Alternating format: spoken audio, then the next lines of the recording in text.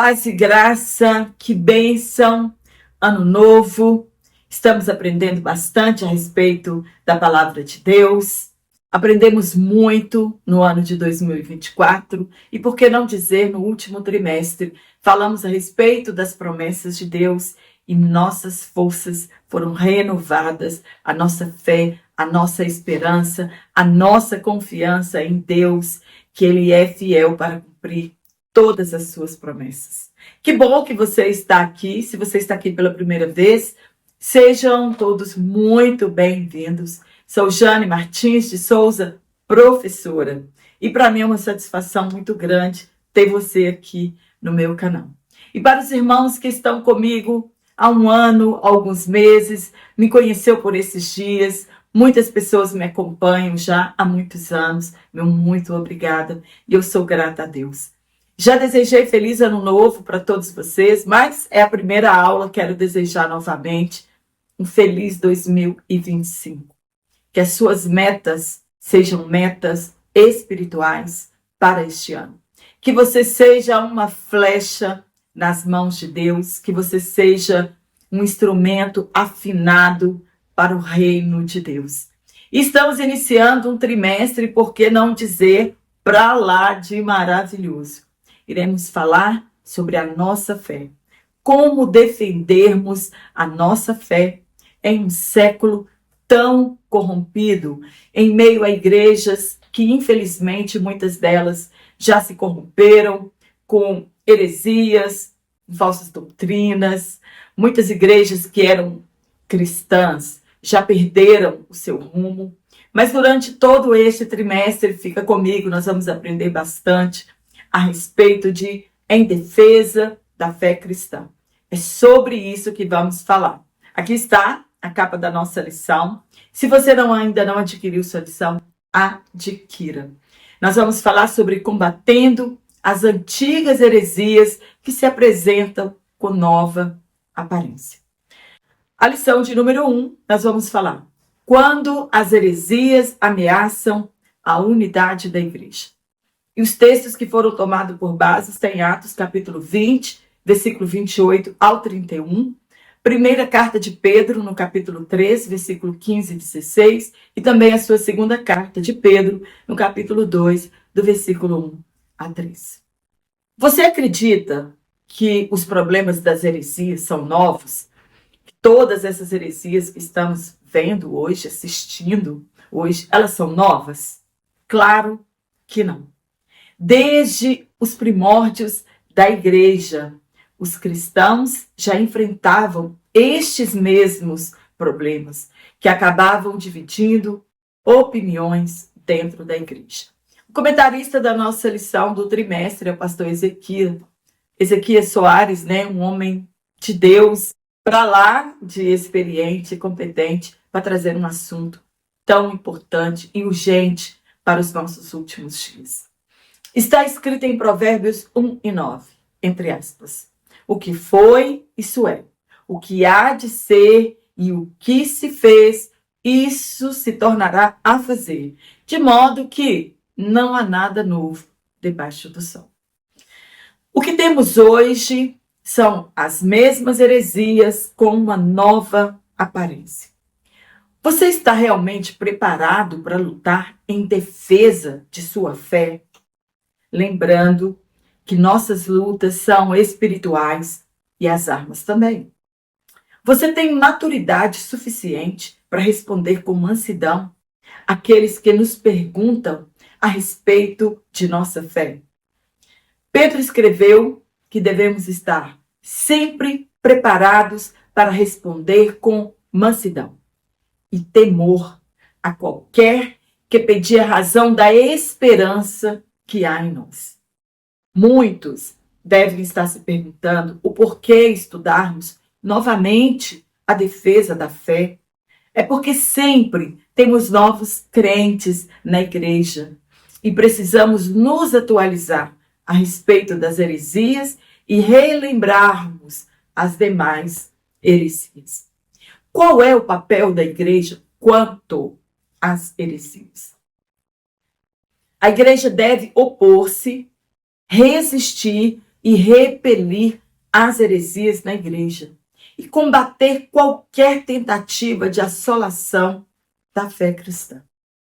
Estamos vivendo os últimos dias da igreja na terra e é natural que sejam dias trabalhosos, difíceis e que surjam falsos mestres ensinando heresias que distorcem a verdade. Vamos alicerçar a nossa fé no conhecimento para confrontarmos os falsos ensinamentos da palavra de Deus. Antes de sairmos por aí afirmando que tal igreja é uma seita, precisamos conhecer quais são as suas heresias que distorcem a Bíblia. O que confunde muitas pessoas não é quando um grupo religioso descrê na Bíblia, mas quando é uma igreja cristã que usa a Bíblia em suas liturgias e ensinam heresias contrárias à palavra de Deus. Dezenas de milhares de pessoas estão mergulhadas nessas igrejas e cada vez estão mais distantes da salvação. O pior grupo para evangelização não são os descrentes, mas essas pessoas que foram doutrinadas, ensinadas no erro e ainda são ensinadas a criticar os cristãos usando a própria Bíblia. Combateremos a igreja, as heresias, Nós combatemos as heresias por meio do conhecimento bíblico e vivendo uma conduta ilibada que testemunha a verdadeira doutrina. Lembrando que doutrina é ensinamento. A maioria das heresias são para ganhar populismo e arrebanhar um número maior de pessoas que, desavisadas, vão se distanciando cada vez mais das verdades bíblicas. É como se eles fizessem uma lavagem cerebral nessas pessoas. Heresia é a rejeição voluntária de um ou mais artigos de fé. Ela pode tanto contrariar os ensinos quanto os costumes embasados na Bíblia Sagrada. Inicialmente, o termo significava facção ou escolha, e com o passar do tempo, adquiriu o sentido que conhecemos hoje. Ponto de vista contrário à sã doutrina. Os apóstolos e os primeiros cristãos rejeitaram as heresias e elas são as mesmas hoje, porém com uma nova roupagem. Ao longo do trimestre vamos falar sobre todas as heresias, sobre algumas igrejas que estão firmadas nas suas heresias. Então hoje nós vamos ter uma visão panorâmica e aprender, de fato, diferenciar seita de heresia e como defender a nossa fé. A responsabilidade é nossa, lutar em defesa da fé. Ao longo da história da igreja, muitos foram os heresiarcas que criaram um sistema religioso ou denominação antagônicos à palavra de Deus. São pessoas que conscientemente se desviaram do verdadeiro evangelho e assim eles foram chamados por Agostinho de heresiarcas. Afirma-se que foi a Torre de Babel a inspiração das seitas falsas e heresias em todos os tempos. A heresiologia é o estudo sistemático das heresias e suas origens, enquanto a apologética é o estudo das doutrinas bíblicas e a defesa da fé. Judas, em sua carta, ele escreveu que devemos batalhar pela fé que uma vez foi dada aos santos. E estamos vivendo tempos difíceis em que precisamos batalhar contra as heresias. Batalhar em defesa da nossa fé. daquilo que acreditamos e que é a nossa regra de fé. Você sabe reconhecer uma heresia ou uma seita? No tópico 1, as ameaças dos lobos vorazes. Primeiro ponto, os cuidados pastorais. É o texto de Atos 20 e 28 que vamos comentar aqui. Paulo exortou a igreja de Éfeso quanto ao cuidado com o rebanho de Deus e com eles mesmos. Foram constituídos bispos ou pastores para apacentar o rebanho de Deus. O que os líderes precisam entender? O rebanho é de Deus, o pasto é de Deus e o aprisco também é de Deus. O trabalho do bispo, que depois passou a ser chamado de pastor, é alimentar o rebanho com alimento saudável, guiar e proteger esse rebanho. A parábola da ovelha perdida retrata bem como deve ser o cuidado pastoral. Essa é a responsabilidade dos líderes. Porém, em alguns casos, eles se transformam em lobos vorazes, que não se importam em alimentar o rebanho com comida venenosa. O que eles querem? Apenas tirar proveito do que ela possa oferecer. Lã, carne ou gordura. A exortação aos líderes era visando que eles protegessem os irmãos das heresias e os guiassem em toda a verdade do Evangelho.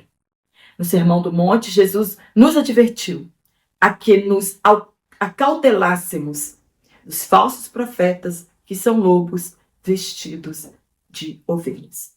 E ele diz, e pelos seus frutos, isto é, o resultado do seu ministério, são falsos. Então ele vai produzir frutos falsos que não pertencem àquela árvore. E esses frutos não duram muito tempo. Serão reconhecidos. Toda árvore produz frutos segundo a sua espécie. E isso vale para o mundo espiritual. Mas, infelizmente, tem crente que gosta de ser enganado. Quando chegamos mais perto, vemos a falsidade deles e de suas doutrinas.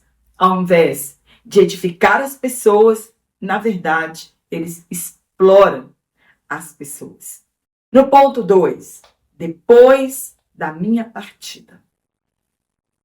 A quem Paulo se referia?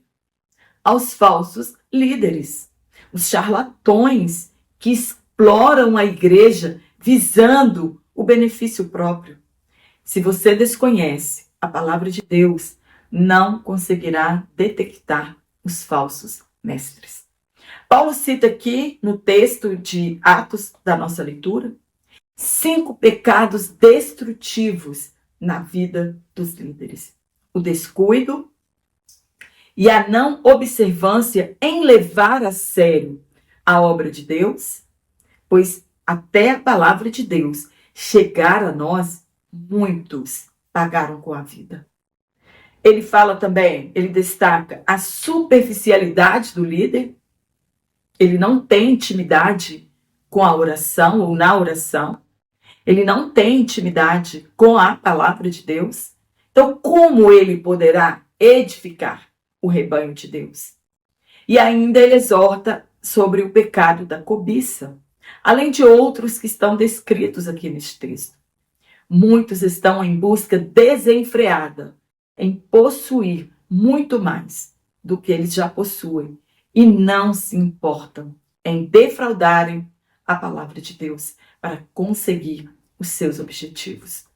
Paulo sabia que depois de sua partida ou da sua morte, os hereges avançariam muito mais depois do período apostólico. E assim, exatamente aconteceu. Tanto Jesus quanto Paulo usam uma linguagem metafórica ao chamar esses líderes de lobos cruéis e devoradores.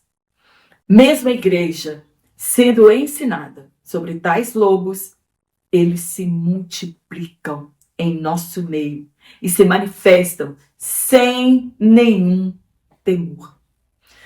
Pedro advertiu que os profetas ensinaram a palavra de Deus e que a profecia não é de particular interpretação e ela também não é produzida por vontade de homem algum. Hoje, se você abrir as suas redes sociais e você entrar em uma live dessa qualquer, mais de 200 profecias por dia, de tanto que eles profetizam.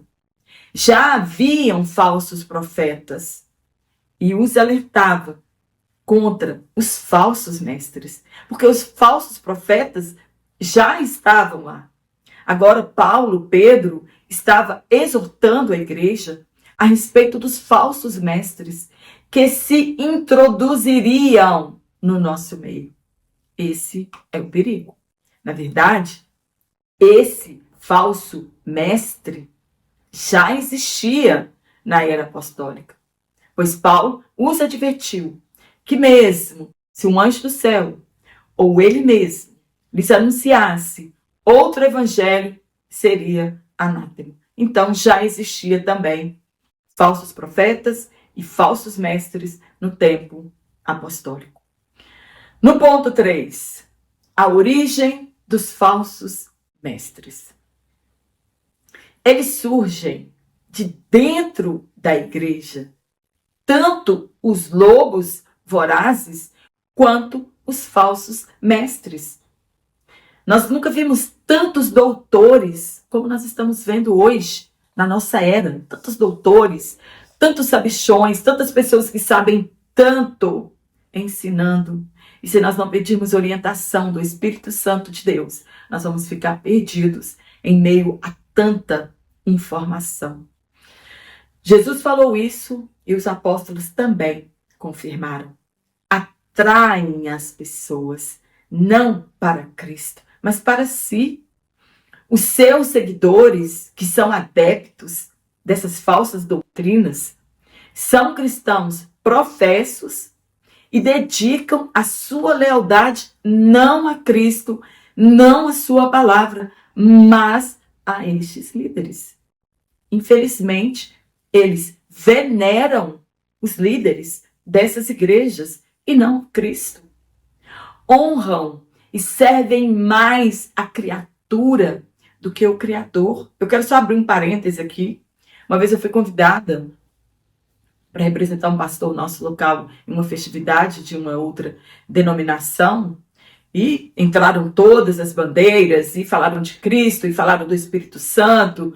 E aí você ouvia aqui aqueles glórias, bem pouquinho ali. Mas quando entrou a bandeira desta igreja e falou o nome do fundador, a igreja foi ao êxtase.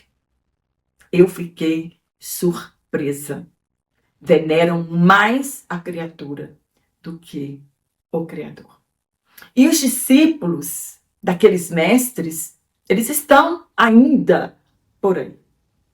Entre eles estão aqueles que se posicionam acima da Bíblia. A Igreja Católica, por exemplo, ela coloca a Bíblia abaixo da igreja por defender que a igreja veio primeiro. Há também aqueles que dizem que a Bíblia precisa ser ressignificada, precisa ser atualizada, principalmente ao tocante ao novo modelo de família, à homossexualidade e das relações sexuais.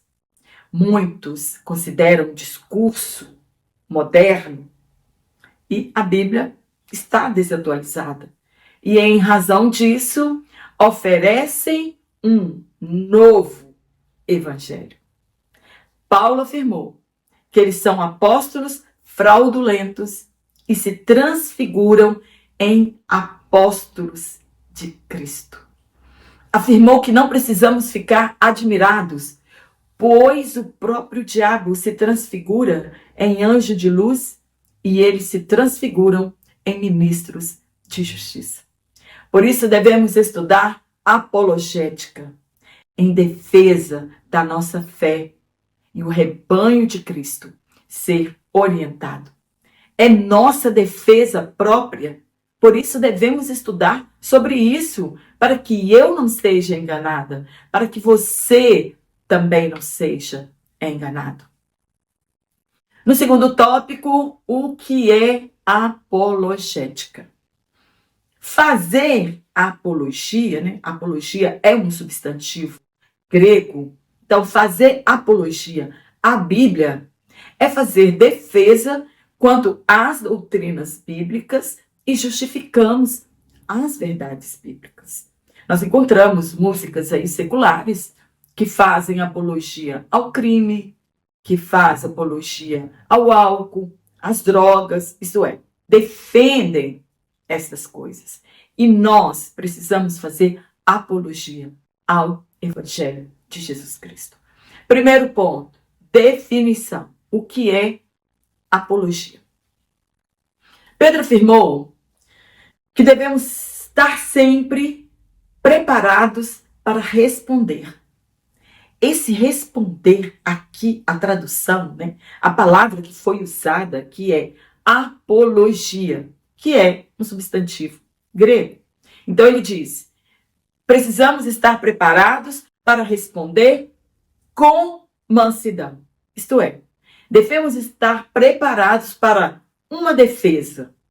E muitos cristãos ainda não sabem, desconhecem a razão de sua fé. E se ele desconhece isso, como ele defenderá as doutrinas bíblicas?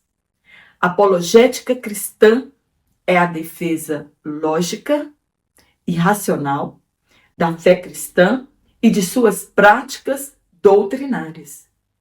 Encontramos em outras versões a palavra explicar, ao invés de responder. No caso da NVT, Nova Versão Transformadora. A apologética mostra que o cristianismo ele é racional, que ele procede da razão e não puramente de fanatismo religioso. Os dados da revelação podem ser explicados de maneira metódica, isto é, seguimos uma sequência lógica para executarmos algo e explicarmos isso. E sistemática, isto é, ordenado, é de uma forma ordenada. Se nós formos explicar a salvação, você vai explicar de forma racional e sistemática. Você tem uma sequência lógica para explicar o plano de salvação. Jesus disse que devemos amar a Deus de todo o nosso coração e entendimento. É amar a Deus por completo, com o corpo, com as emoções, com o nosso intelecto. Não podemos servir ao reino de Deus sem racionalidade, porque se alguém pedir ou perguntar a razão de nossa fé, nós não saberemos explicar. E o fanatismo não explica a razão de nossa fé, pois assim não teremos certeza da razão da nossa fé. No ponto 2, a que defesa Pedro se refere? Todas as vezes que somos inquiridos sobre a nossa fé, é uma oportunidade que temos para respondermos com mansidão a razão de nossa fé. Esse responder, aqui nós já falamos, ou apologia, não é discussão, gente. Não é ganhar uma briga, mas é com amor testemunhar de Jesus e do seu evangelho. Ah, porque você é crente. Não, eu sou crente porque eu quero ser. Você não explica. E você começa a trazer uma briga. Então, a gente deve deixar essas questões loucas que a gente não entende e ler mesmo a palavra de Deus para sabermos responder com inteligência, com nosso intelecto, com racionalismo, de uma maneira sistemática, a razão de nossa fé. Nossa resposta deve ser fundamentada em nossa esperança em Cristo. Pedro está dizendo que mesmo Se você estiver numa situação de conflito e desesperadora, porque tem hora que as pessoas querem fazer isso conosco, fizeram com Jesus, fizeram com os apóstolos, não vai fazer comigo, não vai fazer com você, né? As pessoas querem nos colocar em uma saia justa. Ele está dizendo que a nossa resposta deve ser fundamentada em nossa esperança em Cristo. Não podemos ser arrogantes e nem termos uma postura de quem sabe tudo. Nós somos testemunhas de Cristo. Paulo foi preso no templo depois de ser espancado e eles fizeram uma defesa formal a seu favor, explicando a razão de sua fé. E ele começou lá desde Abraão. Isso quer explicar. Isso que está em defesa de nossa fé. É a gente conhecer a razão de nossa fé e explicar às pessoas como maneira racional e sistemática. E também eles fizeram uma defesa informal, mesmo não estando em juízo, declarou a razão da sua fé aos que desejavam ouvi-lo explicar a razão de sua fé, fazendo defesa do seu chamado.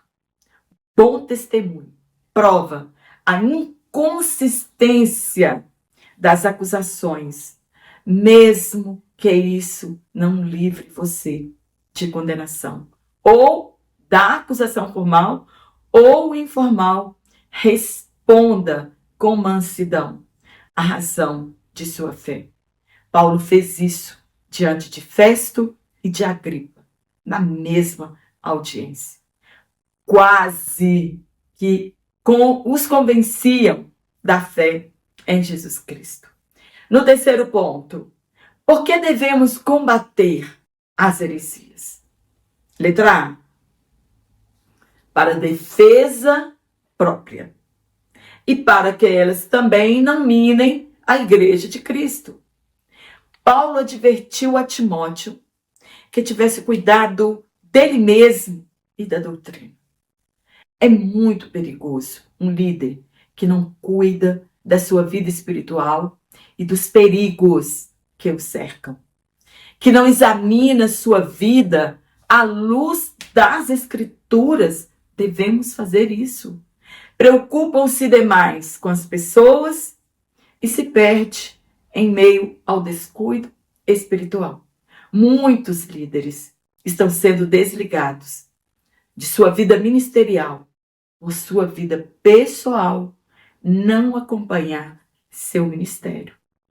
Divórcios, adultérios, roubos, diversos outros problemas morais. São vários escândalos.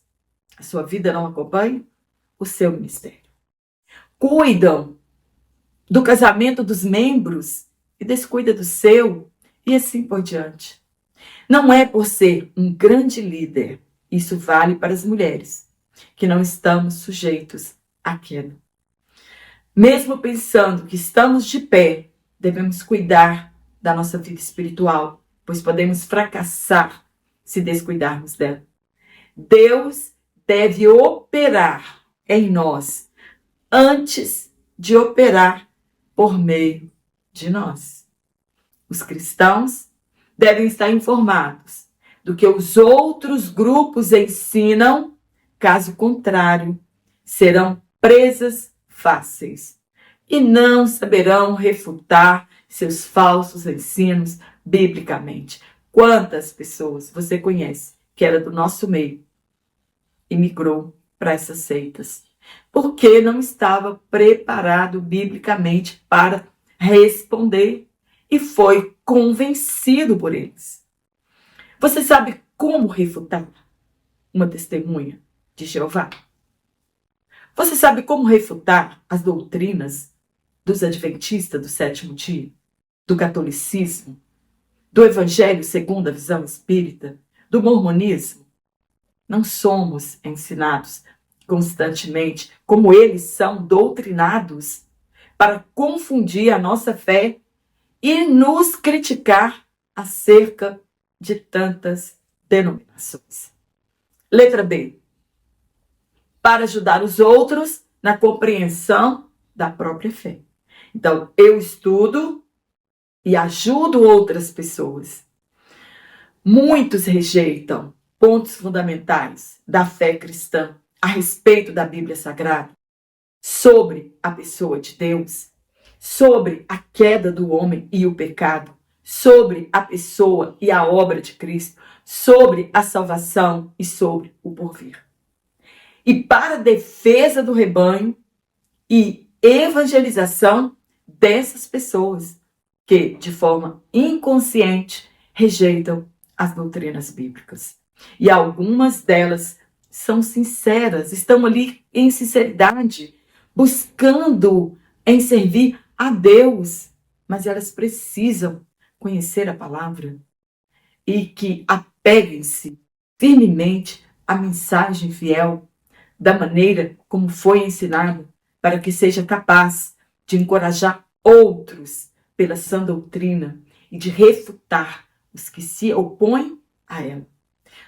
Tudo deve ser feito, como falei anteriormente, de maneira respeitosa, sem brigas ou contendas, pois, fora disso, estamos fora do domínio do Espírito Santo. Pois Jesus disse que quando ele viesse, e ele já veio, o Espírito Santo, ele nos guiará em todas as coisas e refutar as heresias faz parte de todas as coisas. No último tópico, nós vamos falar o que são heresias. Ponto 1. Seitas e heresias. Antes de sabermos identificar uma seita ou uma religião falsa, devemos aprender o significado das palavras seita e heresia. As duas derivam do termo grego hairesis, que quer dizer escolha, partido, partido tomado, divisão, corrente de pensamento, escola. A palavra heresia é uma adaptação do vocábulo hairesis, quando passada para o latim, virou secta, e do latim veio a palavra seita. Originalmente, não tinha sentido. Lá no início, ela não tinha um sentido pejorativo. Quando o cristianismo foi chamado de seita. Lá no princípio, na era apostólica, o cristianismo era chamado de seita. Paulo foi chamado de defensor da seita dos nazarenos. Os líderes judeus viam os cristãos como mais um grupo, uma facção dentro do judaísmo. Com o passar do tempo, o termo hairesis foi se tornando um sentido pejorativo, entre aspas, e até importa que entre vós haja heresias, para que os que são sinceros se manifestem entre vós. Mas o que acontece hoje? As heresias começam a se levantar em nosso meio e as pessoas se calam, têm medo de falar, né, de não estar fazendo corretamente sobre isso. Não, Paulo escreveu, é importante que haja as heresias. Para quê? Para que o justo se manifeste. Em termos teológicos, podemos dizer que seita se refere a um grupo de pessoas, que heresia indica doutrinas antibíblicas defendidas pelo grupo.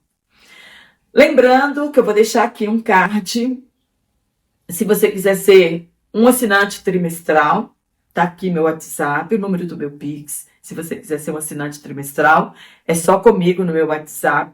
E se você também preferir receber este PDF único, você também pode me chamar no meu WhatsApp, vai ser uma satisfação falar com você.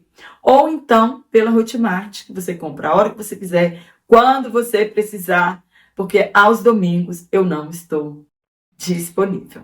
E vai ser uma satisfação falar com você lá no meu WhatsApp. E também o link do meu Instagram, se você quiser me seguir lá em minhas redes sociais.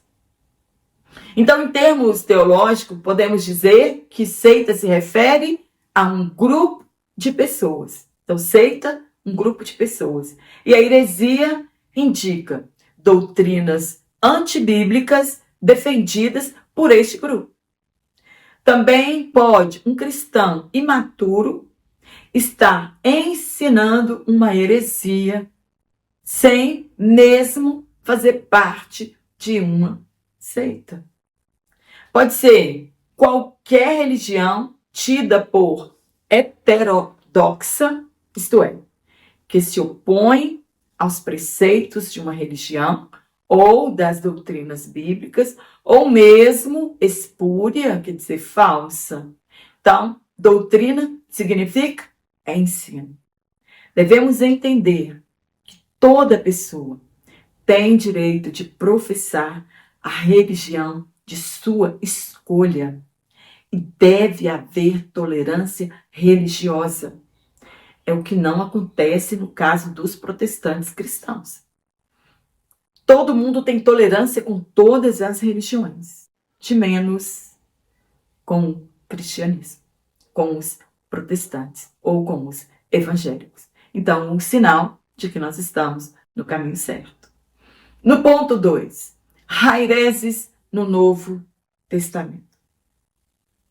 Ele aparece nesse termo, esse vocábulo, ele aparece no sentido de partido, espírito sectário, e nem sempre representa uma ruptura convencional de determinada comunidade. Quando nós lemos o Novo Testamento, não está basicamente falando de ruptura de uma denominação, de uma igreja, de um grupo religioso, mas grupos sectários dentro daquele mesmo grupão. Nos dias de Jesus, existiam vários grupos religiosos, inclusive dentro do judaísmo. Tinham os saduceus, faziam parte dos líderes judeus, e foram eles, que prenderam os apóstolos. Suas doutrinas são quase desconhecidas, não havendo ficado nada de escritos a respeito deles. A Bíblia afirma que eles não criam na ressurreição, tendo até tentado enlaçar Jesus com uma pergunta ardilosa sobre esse conceito. Nós já sabemos, qual que é. A Bíblia também afirma em Atos que os saduceus se opunham aos fariseus, não só pela ressurreição dos mortos, mas também eles não criam em anjos e em espíritos. Tem outro grupo que são os fariseus. O termo fariseu significa separados. Era um grupo de judeus devotos ao Torá, que são os 5 primeiros livros da Bíblia, e surgiram no século II antes de Cristo.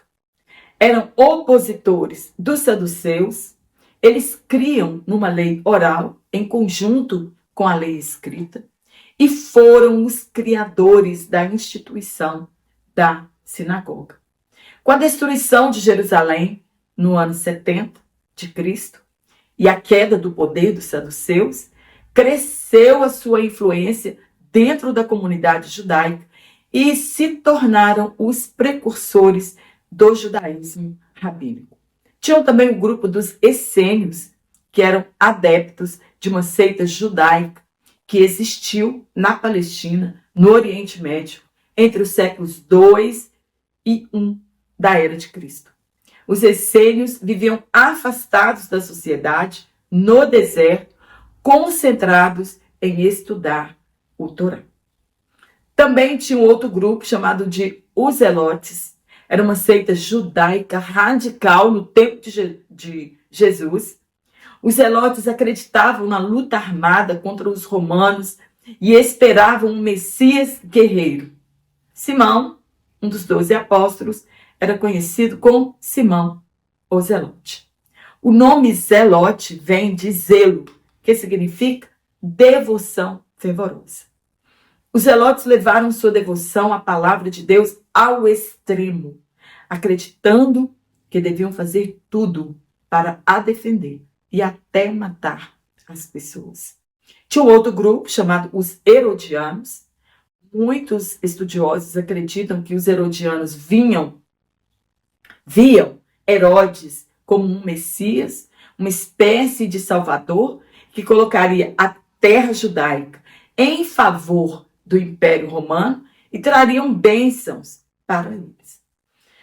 A apresentação de Jesus como Messias foi uma ameaça à tentativa dos herodianos de fazer de Herodes o poder político influente na terra. O que de fato unia saduceus, fariseus e herodianos era a oposição contra Jesus. Assim como no judaísmo acontece na igreja atual. As inovações separam os membros dentro de uma mesma denominação. Paulo adverte que não haja divisões no seio da igreja que causam divisões e dissensões. Mas se houver heresias, é necessário que os justos se manifestem e não se calem. No ponto 3, heresias de perdição. É nessa passagem que Haireses apresenta o sentido de erro doutrinário como a heresia propriamente dita. As heresias, elas distorcem os pontos principais da doutrina cristã no que se diz respeito a Deus, a Trindade, Jesus Cristo e o Espírito Santo. Ao ser humano, natureza, pecado, salvação, origem e destino. E aos anjos, a igreja e as escrituras sagradas. O mais grave erro é quando diz respeito à divindade e interfere na salvação, pois não existe salvação sem Jesus. O Novo Testamento mostra a luta acirrada contra as falsas doutrinas. A primeira heresia na igreja primitiva foi quando os judeus cristãos queriam que os gentios cristãos fossem circuncidados, alegando que, sem a circuncisão entregue por Moisés, eles não seriam salvos. E por isso houve um concílio em Jerusalém para resolver estas questões. O legalismo foi o primeiro ataque contra a igreja primitiva. O método eficiente para se identificar uma seita e conhecer os 4 caminhos seguidos por ela. Primeiro, adição, subtração, divisão e multiplicação. Mas como assim? Adição. Esse grupo adiciona algo à Bíblia. Durante os trimestres nós vamos falar mais sobre isso. Subtração. O grupo subtrai algo de Jesus. Por exemplo, o sangue de Jesus não tem poder. Não há salvação somente em Cristo. Existe salvação pelas obras. Isso é subtração. Esse grupo tira algo de Jesus. O grupo da multiplicação, eles pregam a autossalvação, creem que Jesus é importante, mas ele não é tudo, que a salvação é pelas obras e às vezes repudiam publicamente o sangue de Jesus. E há aquele grupo da divisão. Nesse ponto, os grupos dividem a fidelidade dos adeptos entre Deus e a organização a quem pertence. E quando essas pessoas desobedecem à organização, eles estão desobedecendo a Deus e afirma não haver salvação fora do seu sistema religioso. Amém? Espero ter te ajudado. É uma lição introdutória. Nós vamos aprender muito mais durante todo este trimestre. E é claro que algumas coisas vão sendo repetidas, isso vai fixando o nosso conhecimento. Mas eu quero ter você aqui durante todo este trimestre, se Deus assim me permitir, também permitir a você. estar aqui. Muito obrigada pelo seu carinho, muito obrigada por você que tem comentado em minhas aulas. O comentário é muito importante e ajuda o YouTube a sugerir a minha aula para uma outra pessoa. E nós, professores, realmente precisamos de subsídios.